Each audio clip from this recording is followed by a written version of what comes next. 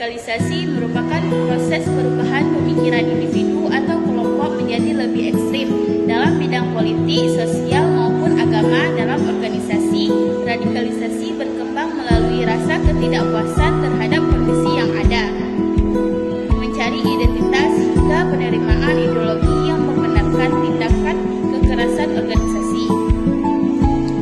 Pergerakan di Indonesia sendiri lahir sejak masa penjajahan Belanda sebagai bentuk perlawanan melawan penjajah yang terus berkembang hingga masa reformasi.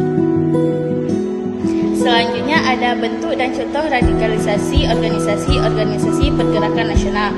Pada masa pergerakan nasional, radikalisasi muncul dalam bentuk perjuangan tegas melawan penjajahan Belanda dan menuntut kemerdekaan Indonesia.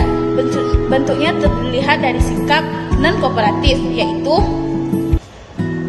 menolak bekerja sama dengan pemerintahan kolonial serta mendampak rakyat melakukan perlawanan dan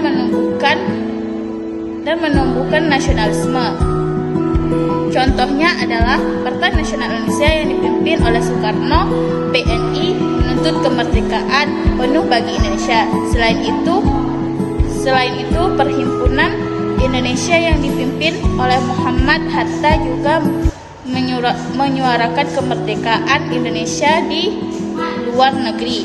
Dan ada pula Indahar Party yang menentang kolonialisme dan menyuarakan persatuan rakyat Indonesia. Baik, di sini saya akan menjelaskan tentang organisasi pergerakan nasional Indonesia. Yang pertama ada penindasan pemerintahan kolonial Belanda. Penindasan yang dilakukan oleh pemerintah kolonial Belanda menjadi salah satu penyebab utama munculnya radikalisasi dalam pergerakan nasional Indonesia. Selama masa penjajahan, rakyat Indonesia mengalami berbagai bentuk ketidakadilan seperti diskriminasi dan pembatasan hak politik kerja paksa serta eksploitasi sumber daya alam dan tenaga kerja. Belanda lebih mengutamakan kepentingan individu ekonominya daripada kesejahteraan rakyat Indonesia. Akibat kehidupan masyarakat menjadi semakin sulit dan timbul rasa benci terhadap penjajah. Kondisi ini mendorong banyak tokoh pergerakan untuk mengambil sikap yang lebih tegas dan radikal dalam memperjuangkan kemerdekaan. Yang kedua ada kegagalan perjuangan kooperatif. Pada awal perkembangan pergerakan nasional, beberapa organisasi memilih cara kooperatif, yaitu bekerjasama dengan pemerintahan kolonial Belanda untuk memperjuangkan hak-hak rakyat Indonesia. Mereka berharap Belanda akan memberikan kesempatannya yang lebih luas kepada rakyat Indonesia untuk ikut serta dalam pemerintahan dan memperoleh hak yang setara. Namun harapan tersebut tidak terwujud.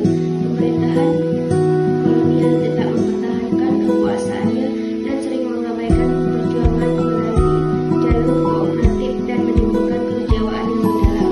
Banyak tokoh pergerakan kemudian beranggapan bahwa kemerdekaan tidak akan dapat dicapai melalui kerjasama dengan Belanda, sehingga mereka beralih ke perjuangan kooperatif dan kooperatif yang lebih radikal.